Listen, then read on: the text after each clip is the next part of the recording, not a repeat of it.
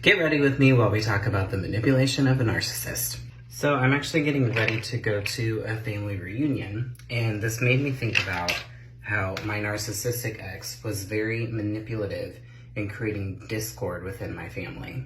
Now, he didn't necessarily do this with the extended family because they live out of town, so he didn't really have a lot of opportunities for that.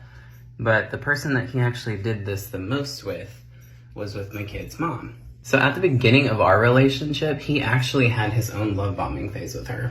Our separation was very, very recent when he and I started seeing each other, and he kind of came in and wanted to be her best friend. And honestly, I was kind of excited about that potential because I would rather it be that situation than having my kid's mom and my current partner hate each other.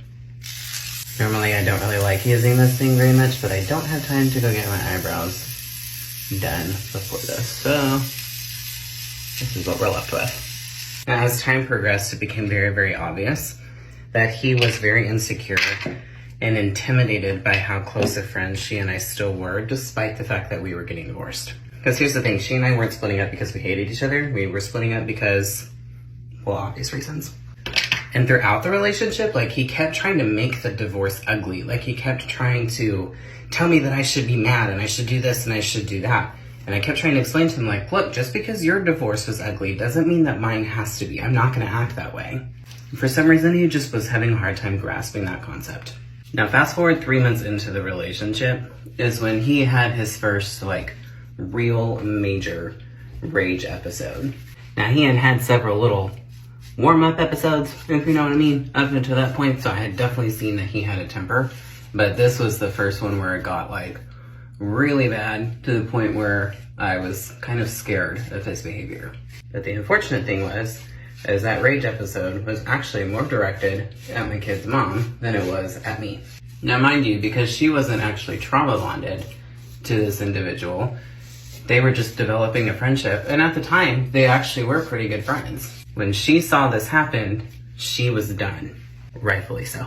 But of course, me being heavily in a trauma bond, I went on to kind of not defense mode, but I was, I guess a little bit of defense mode. More so, I was just trying to explain his situation to her so that way she would give him another chance. Their relationship was never the same after that day. Again, rightfully so. Now, don't misunderstand, even though I was trying to have her give him another chance, I was very adamant with him that his behavior was unacceptable and he needed to make the effort to repair the damage that he had done. So I tried setting this boundary with him, okay?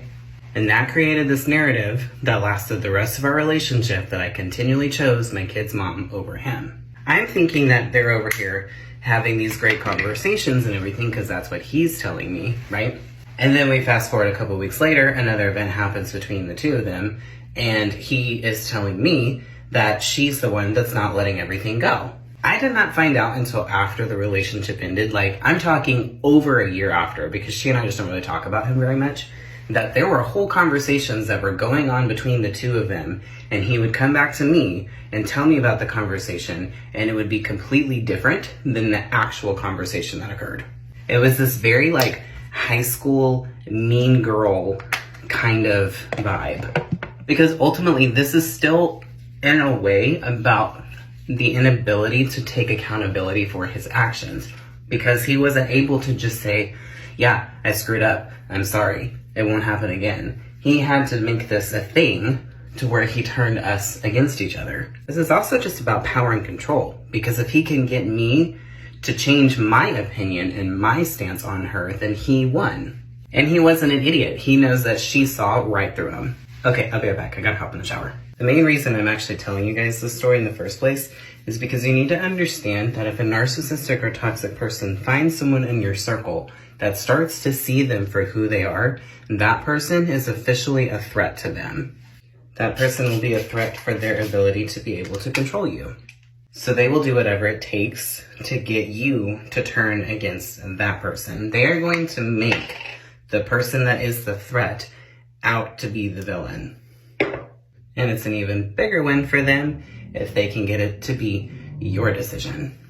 Fortunately, in my situation, I never got to the point to where I turned against my kid's mom, because I refused to do that just because of our children. But it 100% affected the dynamic of our relationship and the dynamic of our family's relationship because of him working so hard to turn us against each other. And this was honestly one of my biggest regrets after the relationship, was how much it affected my family's dynamic. So keep this in mind. The people that have been in your life a long time, you know them pretty well. So if the person that you're with or another friend or something like that is trying to tell you a story about them that is very contradictory to who they are as a person that you've known for years and years and years, trust your instincts, trust your gut, and investigate.